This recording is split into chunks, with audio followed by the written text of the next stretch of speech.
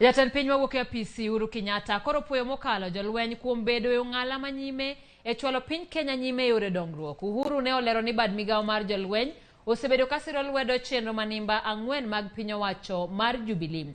Motisi kaka Big Four kakwayogi mondo gimed dhi nyime gi tayo piny Kenya gi kinda e kinde mabiro. Jafwambo mar Eriko Wenga ni kod ler mathoth.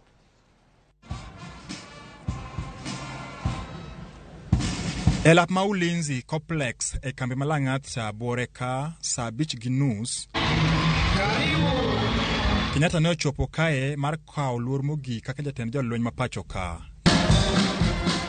Kae jolweny go nonyiso tuke magi gi dusruok margi e mbele welo mane oyuoro kaka okang' mar dhialo wendo ma ogen Uhuru Migai Kenyatta. Kenyatta ne oyuoro kae gi min ode Mikai Margaret Kenyatta kuma bende nomigie mich kuom tayo Kenya e thuolo maromo higni 10. Kenyatta kane oyudo thuolo mar twak kindeno nomiyo puoch gi pak ne jolweny kuom chung' kod piny owacho mar Jubilee e yo mag dongruok. I appreciate the support and participation that KDF has rendered not just in the security sector but also in our national development. We cannot underscore the incredible role that you have had in rehabilitating key infrastructure across the country that had been once upon a time left dilapidated. The Nairobi-Nyanyuki, the Nairobi-Nakuru-Kisumu meter gauge railway, the Kisumu dockyard, Mbita Causeway, the Kenya Meat Commission, just a few. And all these are a dream that have come true to many Kenyans whose contribution to livelihoods, our people, will be hugely impactful, especially to those who live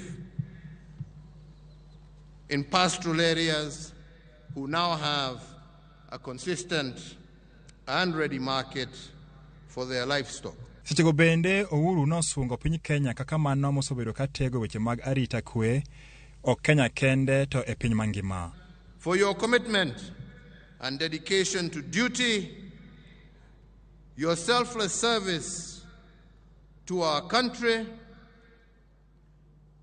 and I ask that you remain steadfast and support the incoming administration just like you have supported my administration and that of my predecessors. Tokorka koreto, jatend bad migawo mar jolweny ma pacho ka Robert Kiboshi to nosingo ni apisas mage biro medo nyayo kendo tego kwe e thuru ka kinde duto. Your Excellency, you must be proud as you relinquish command on Tuesday that you have left behind one of the finest military institutions in this continent. This we continue to promise that we will continue to execute our mandate of protecting the territorial integrity of Kenya in keeping with our motto, Ulinzi Daima. The security sector has adequately espoused robust measures to mitigate unprecedented domestic as well as transnational terrorism threats. Nyasi no yuore gi jotend migepe mopogore opogore ka otelni kod mano mar jolweny Eugene Wamalwa e kind jotend arita mamoko. Kenyatta mosebedo jatend jolweny kochakre dwe mar 4 higa mar 2013 notieko nyasi no ka ogony kaka jatend jolweny e log tich mar jolweny. Ungeweza kustaafu, mmeongoza kwa hekima, kiongozi. Eriko Wenga, Ramogi TV.